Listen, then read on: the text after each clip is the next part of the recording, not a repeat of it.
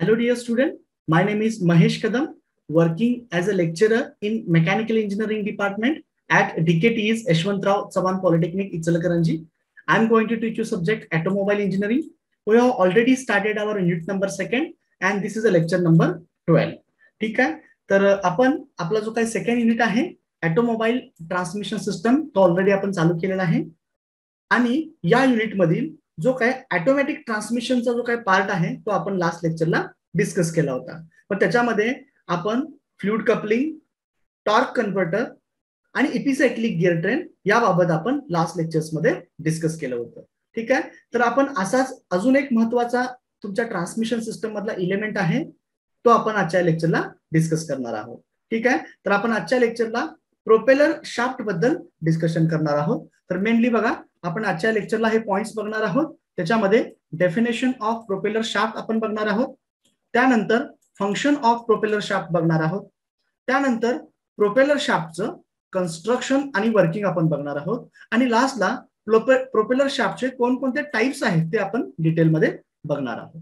ठीक आहे, हे सगळे जे काही पॉइंट्स असणार आहेत ते आपण आजच्या लेक्चरला कव्हर करणार आहोत. तर आपण वन बाय वन हे पॉइंट्स बघत जाऊया. तर बघा, सगळ्यात पहिल्यांदा आपण बघूया डेफिनेशन ऑफ प्रोपेलर शाफ्ट.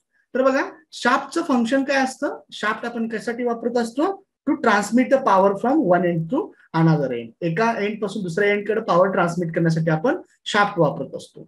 मग ज्यावेळी आपण प्रोपेलर शाफ्ट असं म्हणत असतो तर त्यावेळी आपण काय करणार आहे, तर आपल्या व्हेकलच्या बाबतीत आपण प्रोपेलर शाफ्ट वापरत असतो आणि ती व्हेकल प्रोपेल करण्यासाठी, पुढे नेण्यासाठी तो आपण शाफ्ट वापरत असतो. अशा शाफ्टला आपण काय म्हणत असतो, प्रोपेलर शाफ्ट असं म्हणत असतो. ठीक आहे, तर मग ह्या शाफ्टचं कसं आपण याला डिफाईन करू शकतो की हा काय करणार आहे, तुमच्या गिअर बॉक्स कडून आलेली जी काय पॉवर आहे ती पॉवर तुमच्या रिअर ऍक्सेलला पोहोचवायचं काम कोण करणार आहे, तुमचा प्रोपेलर शाफ्ट करणार आहे थ्रू द डिफरन्शियल. तर डिफरन्शियलच्या साह्यानं तुमच्या इंजिन कडून आलेली पॉवर, गिअर बॉक्स कडून आलेली पॉवर रिअर ऍक्सेलला पोहोचवायचं काम तुमचा प्रोपेलर शाफ्ट करणार आहे. मग आपण ह्याला डिफाईन कसं करू शकतो की असा शाफ्ट जो काय करेल, तुमची पॉवर ट्रान्समिट करेल इंजिन पासून रिअर ऍक्सेल पर्यंत, तर त्याला आपण काय म्हणणार आहोत, प्रोपेलर शाफ्ट असं म्हणणार आहोत. बघा, मग अ shaft which transmit a power from gearbox to rear axle through differential is called as propeller shaft. तर आपण त्याला प्रोपेलर शाफ्ट असं म्हणणार आहोत. ठीक आहे, तर बघा, हा काय करत असतो, पॉवर ट्रान्समिट करत असतो. ठीक आहे, तर मग आपण ह्या शाफ्टला अजून काय म्हणू शकतो, it is also called as drive line shaft और ड्राईव्ह शाफ्ट. तर प्रोपेलर शाफ्टला आपण काय म्हणू शकतो, बघा, it is also called as drive line shaft और ड्राईव्ह शाफ्ट. ठीक आहे, तर आता याचा लोकेशनचा जर विचार करायला गेला तर ज्याप्रमाणे आपण डेफिनेशन मध्ये डिस्कस केलं की तो काय करेल, गिअर बॉक्स कडून आलेली जी काही पॉवर आहे ती तुमच्या रिअर ऍक्सेल पर्यंत येणार आहे थ्रू द डिफरन्शियल. तर बघा, मग इमेजच्या मदतीने आपण त्याचं लोकेशन समजावून घेऊया. तर इथे तुमचं इंजिन आहे, त्यानंतर इथे क्लच आहे, हा तुमचा गिअर बॉक्स आहे आणि इथे तुमचे मागं काय असणार आहेत, रिअर व्हील्स असणार आहेत. ठीक आहे, तर मग इथून जी काय पॉवर आउटपुट असणार आहे गिअर बॉक्सचं ते तुमच्या रिअर व्हील पर्यंत ट्रान्समिट करण्यासाठी जो शाफ्ट असतो त्या शाफ्टला आपण प्रोपेलर शाफ्ट किंवा ड्राईव्ह शाफ्ट. आणि ती जी काय पॉवर आहे तो या डिफरन्शियलच्या मदतीनं तिथपर्यंत काय करत असतो, ट्रान्समिट करत असतो. तर हे झालं त्याच्या डेफिनेशनच्या बाबतीत. ठीक आहे, तर आता आपण बघूया फंक्शन्स ऑफ प्रोपेलर शाफ्ट. तर प्रोपेलर शाफ्टचे दोन महत्वाचे फंक्शन्स असणार आहेत. त्यातलं फंक्शन जसं आपण आता डेफिनेशनला डिस्कस केलं त्यामध्ये मग आपण काय सांगितलं, तर प्रोपेलर शाफ्ट काय करणार आहे, इंजिन कडून आलेली जी काही पॉवर आहे ती तुमच्या रिअर ऍक्सेलला देणार आहे थ्रू द डिफरन्शियल. तर मग पहिलं फंक्शन काय बघा, to transmit power from gear box to rear axle through the differential. हे त्याचं फर्स्ट फंक्शन झालं. त्यानंतर त्याचं दुसरं फंक्शन आहे बघा, ज्यावेळी आपली व्हेकल ट्रॅव्हल होत असती तर त्याच्यामध्ये काय असणार आहे, आपले रोड काय अनइव्हन असणार आहे. मग व्हेकल आपली कंटिन्युअसली अप अँड डाऊन अशी मोशन त्याच्यामध्ये असणार आहे.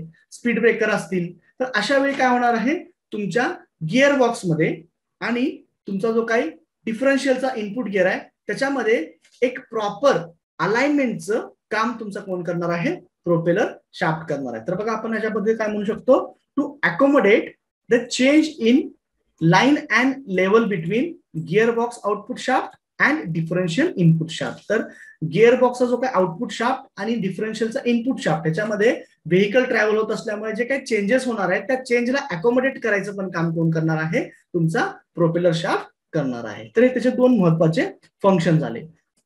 ठीक आहे. तर आता आपण बघूया कन्स्ट्रक्शन ऑफ प्रोपेलर शाफ्ट.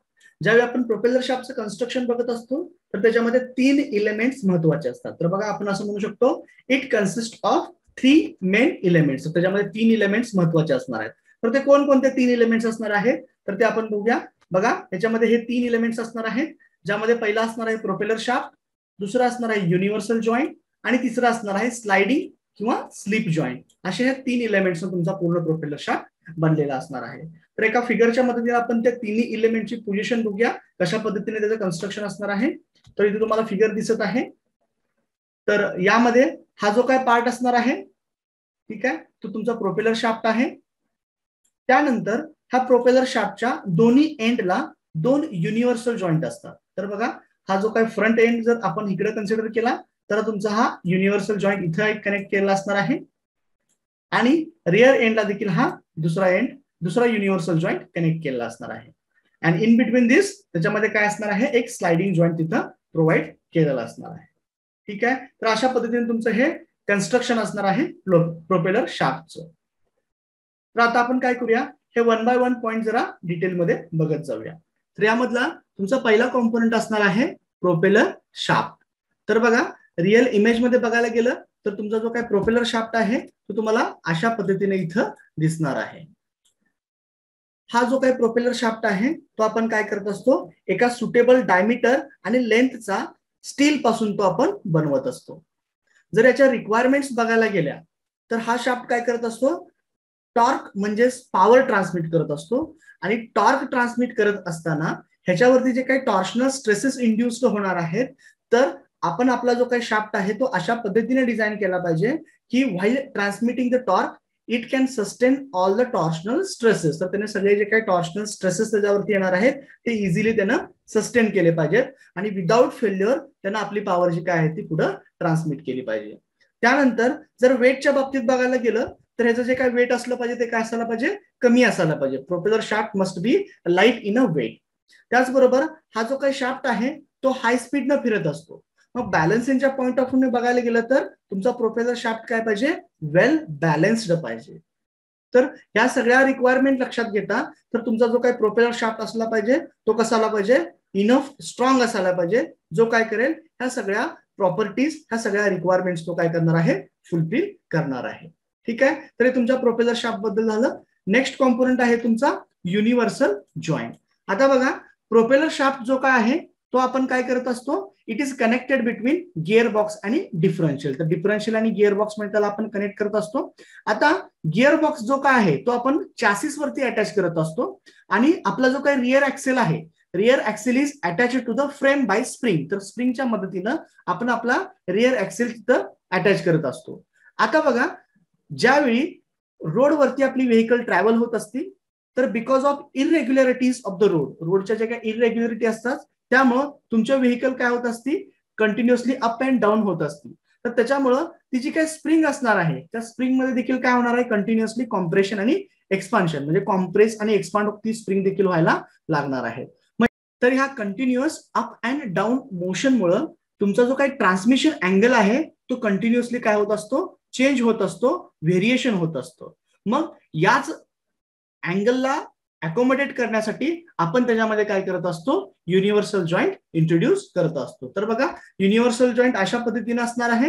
याच्यामध्ये हा एक पार्ट दुसरा तुमचा ड्रायव्हिंग योक असणार आहे, हा दुसरा पार्ट आहे तुमचा ड्रिव्हन योक असणार आहे आणि हा पार्ट जो आहे जो कनेक्ट करतोय दोघांना त्याला आपण स्पायडर म्हणत असतो. तर ठीक आहे. तर ज्या पद्धतीने आपण आता डिस्कशन केलं की त्या दोघांमध्ये जे काही अँगलचं व्हेरिएशन होतंय आणि पॉवर ट्रान्समिट करत असते तर आपण ह्या युनिव्हर्सल जॉईंटच्या मदतीने ते करत असतो. तर तुम्ही एका अॅनिमेशन मध्ये बघू शकता की कशा पद्धतीने त्याच्यामध्ये काय व्हायला लागलेलं आहे, कंटिन्युअस अँगल त्याचा चेंज होत आहे आणि तो जो काय आहे तो पॉवर आपली ट्रान्समिट करत आहे. ठीक आहे. थर्ड कॉम्पोनंट आहे तुमचा स्लाइडिंग और स्लिप जॉईंट. तर याच्यामध्ये बघा ज्याप्रमाणे आपण आता डिस्कशन केलं की vehicle continuously because of irregularities of the road vehicle continuous up and down होत असती. मग त्याच्यामुळं due to the road irregularities तुमची जी काही इफेक्टिव्ह लेंथ ऑफ ट्रान्समिशन असते ती देखील काय होत असती, चेंज होत असती. मग त्या चेंजला जे काय अकोमोडेट करायचं काम कोण करत असतं तर तुमचं स्लिपिंग जॉईंट किंवा तुमचा स्लाइडिंग जॉईंट तो करत असतो. तर बघा प्रोपेलर शाफ्ट मध्ये लिनियर व्हेरिएशन जे काय करायचं काम करत असतो कोण, तर तुमचा तो स्लाइडिंग जॉईंट करत असणार आहे. तर तुम्हाला इथे एक स्लिप जॉईंटचे एक्झाम्पल तुम्हाला दिसतंय की इथे तुम्हाला दिसतोय स्लिप जॉईंट, आणि जर एका अॅनिमेशन मध्ये बघा कशा पद्धतीने तो काय करत आहे, अकोमोडेट करत आहे व्हाईल ट्रान्समिटिंग. तर तुम्ही बघू शकता याच्यामध्ये की त्याची लेंथ कशी कमी आणि जास्त होत आहे ऍज पर द रिक्वायरमेंट. ठीक आहे. तर हे सर्व त्याच्या कन्स्ट्रक्शनच्या बाबतीत झालं. नेक्स्ट आता आपण येऊया त्याच्या वर्किंग कडे.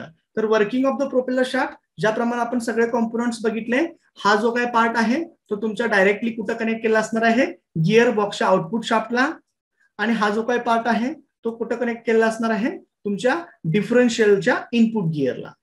तर अशा पद्धतीने हे दोन एंड कनेक्ट केलेले असणार आहेत.